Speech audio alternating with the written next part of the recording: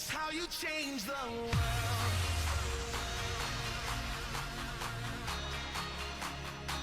That's how you change the world. Fala galera, beleza? De volta com vocês no canal Dicas de Concurso, meu nome é Jonatas. Nessa videoaula eu vou falar um pouco com vocês a respeito do período conhecido como União Ibérica. União relativa à união de Espanha e Portugal, e Ibérica porque na Europa nós temos a Península Ibérica, que é composta justamente de Portugal e Espanha. Então esse período de União Ibérica vai de 1580 até 1640. Para a gente entender esse processo, nós precisamos voltar um pouco na história. Em 1385 se inicia em Portugal uma dinastia que ficou conhecida como a Dinastia de Avis. E essa dinastia vai dar uma linha sucessória de reis até que o sétimo rei dessa dinastia vai ser o rei Dom Sebastião. O rei Dom Sebastião vai morrer em 1578, numa batalha chamada Batalha de Alcácer Quibir, no Marrocos. O rei Dom Sebastião ele não tinha herdeiros, ele era um cara megalomaníaco, ele queria dominar o Egito, ele queria dominar a Palestina, e foi se enfiar nessa guerra no Marrocos, e pro azar dele então, ele morreu sem deixar herdeiros. O parente mais próximo que assumiu o trono real português no lugar do rei Dom Sebastião vai ser o seu tio-avô, o cardeal Dom Henrique, já muito avançado em idade. Falando ainda a respeito do rei Dom Sebastião, até uma curiosidade em relação a ele, porque o corpo do rei Dom Sebastião sumiu em combate e surgiu uma religião chamada justamente de sebastianismo, que acreditava que um dia o rei Dom Sebastião iria voltar como uma espécie assim de messias para instaurar um reino milenar. O cardeal Dom Henrique fica como rei no lugar do rei Dom Sebastião, e esse cardeal ele vai viver pouco tempo, ele vai viver um período aproximadamente de um ano e meio. E devido à sua idade avançada, ele também morre. E por ser religioso, ele também não possuía herdeiros. E se inicia em Portugal um litígio na corte portuguesa, na coroa portuguesa, na nobreza portuguesa, para saber quem seria a próxima dinastia a assumir o trono português. E após esse período de União Ibérica, começa a dinastia da família Orleans e Bragança.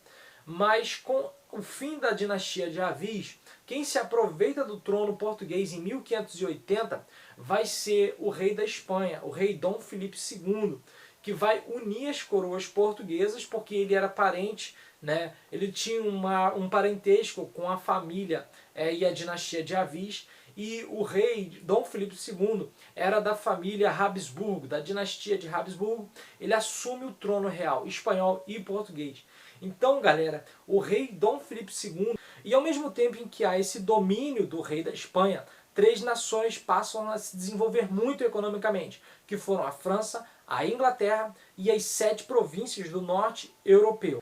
Assim como a Espanha, a França e a Inglaterra também querem ter as suas colônias, tanto que você tem uma mudança na América do Norte, com a Inglaterra invadindo a América do Norte e fundando os Estados Unidos da América, e a França invadindo o que hoje é o Canadá. Em relação ao Brasil, a Inglaterra vai passar a atacar os portos brasileiros e a França vai fundar a França Equinocial no Maranhão. E você deve estar se perguntando então, quem é essa galera das 7 províncias do norte europeu? Para você entender o contexto das 7 províncias do norte europeu, em 1506 o Papa havia ordenado que os judeus que viviam na Península Ibérica fossem expulsos de Portugal e da Espanha. Então esses judeus, que eram os comerciantes, que basicamente financiaram as grandes navegações de Portugal e Espanha, vão se mudar para o norte da Europa e vão fundar em 1648 o que hoje é a Holanda, mas naquela época se chamava as 7 províncias do norte europeu. Mas continuaram ainda a manter um relacionamento com Portugal e Espanha. Tanto que esses habitantes, esses judeus, vão passar a fazer a travessia, eles vão fazer a distribuição do açúcar que era produzido no Brasil, eles vão distribuir na Europa. Então eles eram os nossos atravessadores. E eles foram quem efetivamente lucraram com o açúcar português produzido no Brasil. E abrindo ainda um parênteses, essas 7 províncias do norte europeu eram colônia da Espanha. E ao se desenvolver muito economicamente, eles vão buscar a sua independência. E com isso, o rei Dom Filipe II determina um bloqueio contra as 7 províncias do norte europeu. Bom, galera, entendido isso, o que nós temos? Nós temos de um lado a Holanda se desenvolvendo economicamente, querendo se tornar independente. A Holanda a essa altura já possuía uma companhia de navegação, né? Uma companhia de comércio armada conhecida como Viking, a Companhia das Índias Ocidentais da Holanda. E de outro lado nós vamos ter a Espanha ampliando o seu domínio territorial no globo e não querendo perder a sua colônia, as 7 províncias do norte europeu, e decretando com isso um bloqueio comercial contra as 7 províncias do norte europeu, contra esses holandeses. Em decorrência desse bloqueio comercial imposto pela Espanha contra os holandeses, esses holandeses vão invadir o Brasil. Eles vão invadir Salvador em 1624 e vão ficar até 1625, e depois eles vão fazer uma segunda invasão holandesa no Nordeste brasileiro em 1630 e vão ficar até 1654. Bom, galera, falando especificamente sobre a primeira invasão holandesa que ocorreu em Salvador, na Bahia, Salvador foi escolhida porque era a capital do Brasil, era a capital da colônia, e os holandeses queriam atingir o coração do Brasil. E eles chegaram em Salvador com 26 navios, cerca de 3.000 homens e centenas de canhões. Em um período aproximado de 24 horas, os holandeses conseguiram dominar a capital, Salvador. Prenderam o governador de Salvador na época, que era Mendonça Furtado, e enviaram ele para a Holanda. Os colonos portugueses fugiram para o interior e a capital ficou efetivamente sob o domínio dos holandeses. Refugiados no interior, os colonos portugueses vão eleger Matias de Albuquerque como novo governador no lugar de Mendonça Furtado. E uma figura que se destaca também nesse período foi o bispo Dom Marcos Teixeira, que é conhecido na historiografia oficial como bispo soldado. E pela nomenclatura que o bispo Dom Marcos Teixeira recebe de ser o bispo soldado, você já entende que ele vai auxiliar na guerra efetiva contra os holandeses. Até que em 1625, os espanhóis, junto com os portugueses, vão enviar uma frota de navios composta de aproximadamente 52 navios, 12.000 homens, para expulsar os holandeses. Então os holandeses são expulsos de Salvador em 1625. Bom, galera, após sofrer essa derrota em 1625, para vocês verem como é que são as coisas, a sorte sorriu de novo para os holandeses em 1628. Porque em 1628, a Viking, a Companhia das Índias Ocidentais, numa ação de pirataria, capturou um navio que transportava prata da América para a Espanha. E com esse carregamento de prata, os holandeses vão refinanciar uma nova investida do Nordeste brasileiro, que vai ocorrer em 1630, onde os holandeses vão capturar Pernambuco, Olinda e Recife, e vão ficar no Brasil de 1630 até 1654.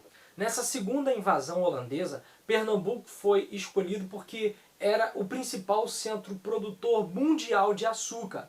E além de Pernambuco, os holandeses também invadiram Angola. Angola era o principal centro fornecedor de mão de obra escrava. Então, eles atacam o principal centro de fornecimento de mão de obra em Angola e atacam o principal centro produtor mundial de açúcar, que é Pernambuco. E além de Pernambuco, eles ocupam uma extensa faixa territorial no Nordeste brasileiro.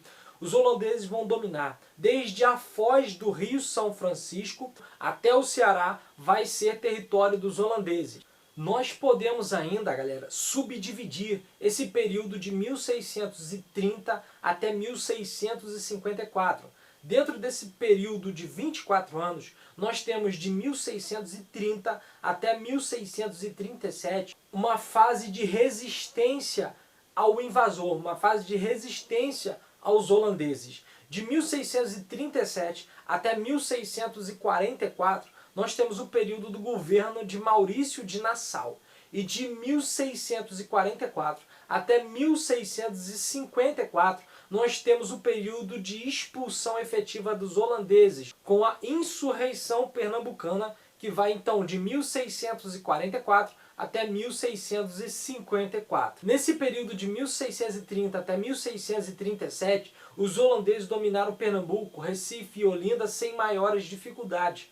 Uma figura que se destaca nesse período de resistência foi Domingos Fernandes Calabar. Colono português, de início, Domingos Fernandes Calabar vai ajudar as tropas de resistência contra os holandeses. Só que, mais tarde, Calabar vai mudar de lado e vai passar a auxiliar os holandeses no domínio do Nordeste brasileiro. E depois, galera, de virar a casaca, de mudar de lado, Calabar vai ser capturado por Matias de Albuquerque e Matias de Albuquerque vai mandar executar Domingo Fernandes Calabar. Após inúmeros combates, inúmeras batalhas, a Companhia das Índias Ocidentais vai julgar consolidada a sua dominação holandesa no Nordeste e vai enviar para o Brasil um conde, o conde João Maurício de Nassau, que vai ser nomeado governador da área conquistada, membro da família real de Orange, né? Por isso que o uniforme, né, a cor da bandeira holandesa é laranja, né, por causa da família de Orange. E ao chegar no Nordeste, Nassau encontra o local totalmente destruído por causa dos combates, por causa das guerras, por causa das pilhagens. Os engenhos estavam destruídos, os canaviais estavam destruídos,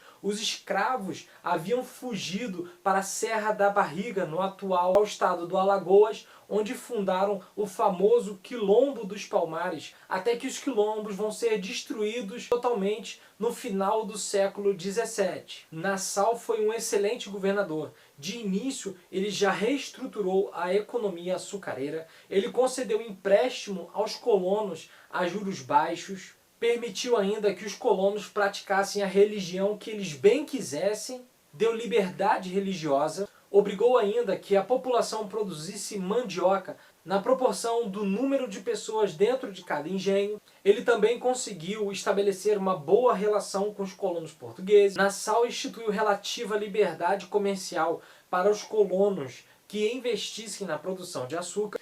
Nos tempos de Nassau, Recife foi remodelada. Ele trouxe consigo vários artistas, homens de ciência, escritores e até teólogos. Dentre eles podemos citar os pintores Franz Post e Albert Eckholt, que registraram a fauna e a flora local, o médico William Piso, que estudou as doenças tropicais. Apesar de não ter vindo ao Brasil, merece menção especial também Piet Post, que projetou a cidade Maurícia, cuja localização corresponde ao coração da moderna cidade de Recife, onde ele tentou fundar uma espécie de Amsterdã no Brasil. O conde e governador João Maurício de Nassau passou a desfrutar muita popularidade no Brasil, mas em contrapartida, a Companhia das Índias Ocidentais, essa companhia de comércio armada, começou a ficar desgostada com Maurício de Nassau porque viam nele uma política fraca com muito pouco retorno econômico para a Holanda. Em 1640, ainda durante o governo de Maurício de Nassau, a União Ibérica chega ao fim. Chega ao fim a Era dos Filipes. Foram 3 reis Filipes em 60 anos. Foi o rei Dom Filipe II, o rei Dom Filipe III e o rei Dom Filipe IV. Então, com o fim da União Ibérica, os portugueses passam agora a possuir um novo rei em Portugal, o rei Dom João IV, e inicia-se em Portugal uma nova dinastia, a dinastia de Bragança. Ainda em 1640, negociadores portugueses vão até os holandeses e falam para os holandeses: olha, acabou a União Ibérica, lembra que antes nós éramos amigos, nós éramos amiguinhos, pô, esse território todo é da gente, cara, devolve esse território pra gente. E os holandeses falaram para os portugueses: cara, agora que a gente vai tirar o lucro, vocês querem o território de volta? E os portugueses, né, querendo ser duro na negociação, né, dizem para os holandeses: tudo bem, vocês podem ficar 10 anos, mas nem um dia a mais. Só que em 1644, desgostados com Maurício de Nassau, a Companhia das Índias Ocidentais manda Maurício de Nassau embora.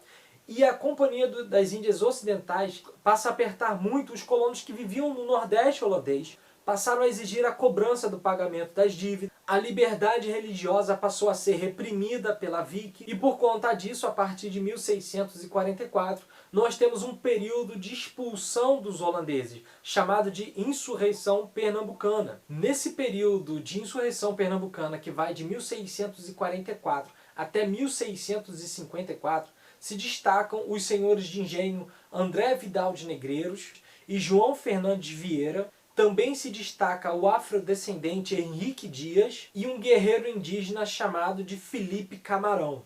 Esses homens foram os responsáveis pela Guerra Volante, Guerra do Brasil, em oposição à Guerra da Europa. Eu me refiro à Guerra da Europa porque, em meio a essa expulsão dos holandeses do Nordeste do Brasil, havia uma guerra na Europa que impediu que os holandeses enviassem reforços para os holandeses que estavam no Brasil. E se beneficiando disso, os resistentes conseguiram expulsar os holandeses do Nordeste. E infelizmente para a economia açucareira brasileira, esses holandeses passaram a dominar todo o processo produtivo de açúcar e desenvolveram nas Antilhas uma produção de açúcar mais barata, de onde passaram a fazer a concorrência com o açúcar brasileiro.